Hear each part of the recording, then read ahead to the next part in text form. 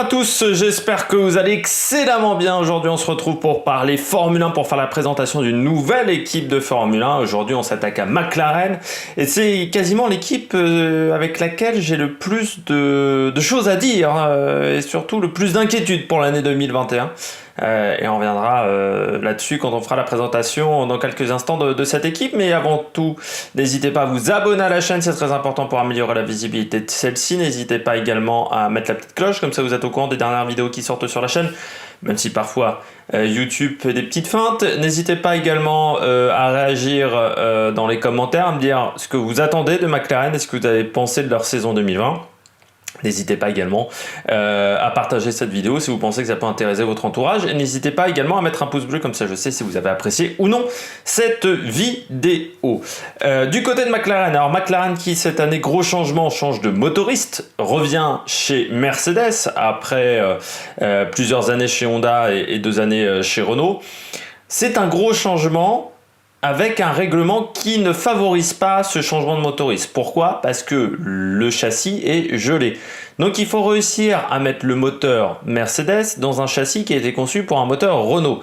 Autant vous dire que ça va engendrer pas mal de difficultés. En plus, il quitte Renault au moment où Renault a rattrapé son retard sur le moteur Mercedes. Donc je ne suis pas sûr que ce changement de motoriste soit très intéressant pour eux, parce que l'année dernière on a vu plusieurs fois le moteur Renault aussi performant, voire parfois un peu meilleur que le moteur Mercedes. Donc on va voir ce que ça va donner. Le duo de pilote, un changement du côté du duo de pilote, mais on va dire il y a Lando Norris qui reste, et puis Ricciardo je pense sera plus à l'aise que lors de son arrivée chez Renault. Malgré tout c'est un souci, Ricciardo ne connaît pas le moteur Mercedes, aucun des deux ne connaît le moteur Mercedes, Ricciardo a eu le moteur Renault et le moteur le moteur Renault pendant très longtemps même, parce qu'il n'a pas roulé avec le moteur Honda. Et du côté de Norris, il a roulé qu'avec le moteur Renault en Formule 1. Donc on va voir ce que ça va donner de ce côté-là. Mais c'est un duo de pilotes qui, je pense, va plutôt bien s'entendre, avec un Norris qui s'améliore, qui progresse, et puis un Ricciardo qui maintenant a énormément d'expérience. L'année 2020 quand même de cette équipe a été excellente, un 4e du championnat du monde avec 145 points, 83 points de mieux que l'année 2019. Or il y avait moins de grands prix, donc c'est quand même une sacrée performance. 2 podiums, plusieurs qualifications en deuxième ligne, qualifications en deuxième ligne pour Ricciardo également, pour Sainz pardon, également. Donc vraiment un très très beau pilote. Et une très très belle saison pour McLaren. Donc là il y a un changement de pilote, ça devrait je pense plutôt bien se passer. On verra s'ils arrivent à faire aussi bien avec un châssis qui va avoir la complexité d'intégrer un nouveau moteur.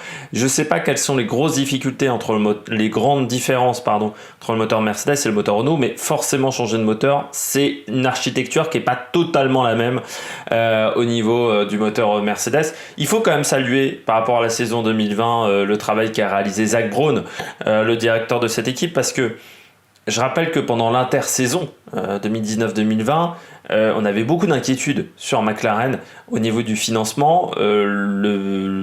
Heureusement que Bahreïn et des fonds bahreïnis ont soutenu de manière un peu plus importante McLaren, ce qui fait que l'usine McLaren, il y a une partie de l'usine qui est maintenant à côté du circuit de Shakir, mais c'était vraiment un moment où on a eu des grosses inquiétudes financières, il y a eu beaucoup d'incertitudes et ils ont réalisé quand même une excellente saison du côté de McLaren. Il faut saluer le travail réalisé par l'équipe anglaise.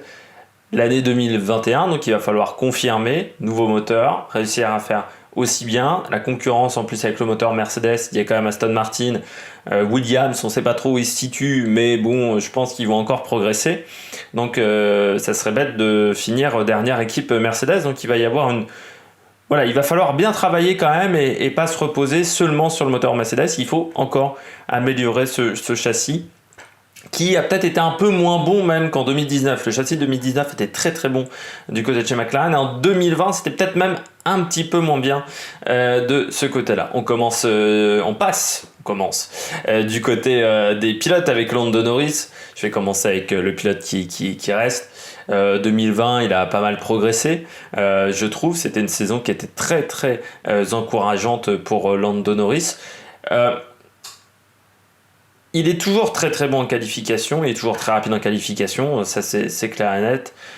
C'est un pilote qui est vraiment très très bon le samedi. Le dimanche, c'est un peu moins ça. Le rythme de course, il a encore un petit peu de mal. Il doit progresser dans le rythme de course, et je pense que le travail de 2021 va vraiment être axé sur le rythme de course. Améliorer la gestion des pneus, améliorer sa gestion de course, améliorer également la gestion de l'essence qui peut parfois poser problème. Ça va pas être évident également, je suis en train de me rappeler de l'essence du côté de McLaren. Pour repartir un petit peu en arrière, mais on avait l'habitude quand je fais ces vidéos-là, c'est que McLaren se retrouve également avec des consommations d'essence qui vont être différentes de chez Renault. Donc, il va falloir voir comment ils vont réussir à s'adapter à ce niveau-là. Mais du côté de Lando Norris, il a fait le job. Il a fait le job en 2020 de très très belle manière. Donc en 2021, on attend de lui aussi bien, voire mieux, peut-être un peu moins d'erreurs, un meilleur rythme de course, peut-être encore meilleur en qualification. Il va quand même avoir un sacré adversaire face à lui, parce que Ricciardo, c'est quand même pas un manche. Et puis Ricciardo, il va arriver avec un peu plus de confiance peut-être que les années précédentes. Alors Sainz n'était pas un manche non plus. Voilà, mais bon, Ricciardo, il peut être très très dur à battre. Demandez à Ocon et même à Verstappen. Parce que lui, dans la deuxième voiture, il arrivait mieux à s'en sortir que les deux pilotes qui sont passés ensuite derrière. Donc voilà, être encore meilleur qu'en 2019 et qu'en 2020. Donc voilà, continuer son évolution et il sera potentiellement, pourquoi pas, dans le top 6 cette année au championnat si la voiture se comporte très très bien. On passe donc au deuxième pilote, la recrue de cette équipe McLaren, c'est Daniel Ricciardo. 6e du championnat du monde avec 105 points l'année dernière, 9 points de plus que l'année précédente. Un podium, 2 podiums même. Non, c'était pas 6e avec 105 points en plus, Ricciardo, je dis une bêtise. Ricciardo, donc, qui a fini avec des podiums. Il a fait vraiment le travail, Ricciardo. C'est-à-dire qu'on attendait de lui 5e du championnat du monde avec 4 places de gagné et 65 points de mieux de podium, dont un au Nürburgring.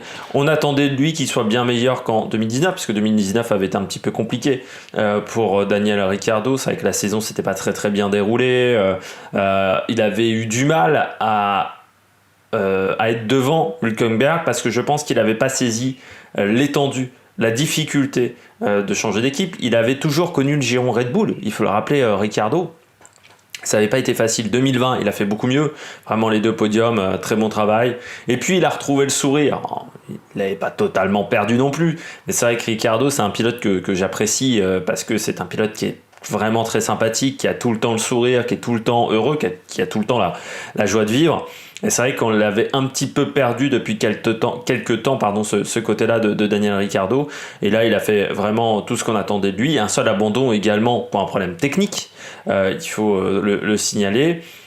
Moi, ce que je veux, avec Daniel Ricciardo, ce que j'attends de Daniel, c'est qu'il soit encore meilleur, qu'il améliore encore son rythme, peut-être un peu de son rythme de course quelquefois. McLaren a besoin de lui, donc il doit être un leader technique pour cette équipe.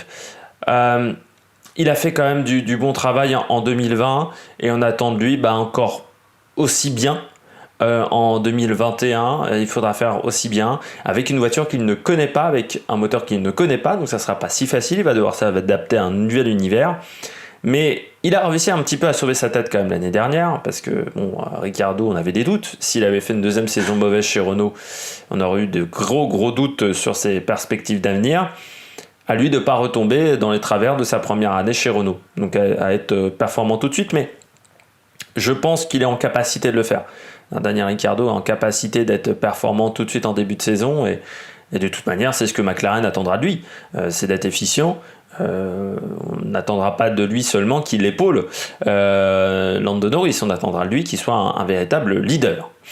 J'espère que vous avez aimé cette vidéo. Si vous avez aimé cette vidéo, n'hésitez pas à réagir dans les commentaires, n'hésitez pas à vous abonner à la chaîne. C'est très important, encore une fois, pour améliorer la visibilité. On doit dépasser les 410 abonnés désormais. Et puis, n'hésitez pas à mettre un pouce bleu. N'hésitez pas également à regarder les autres vidéos de cette série sur la présentation des équipes de Formule 1. Et puis, nous, on se retrouve très vite pour de nouvelles aventures sur la Meg Production. Ciao, ciao!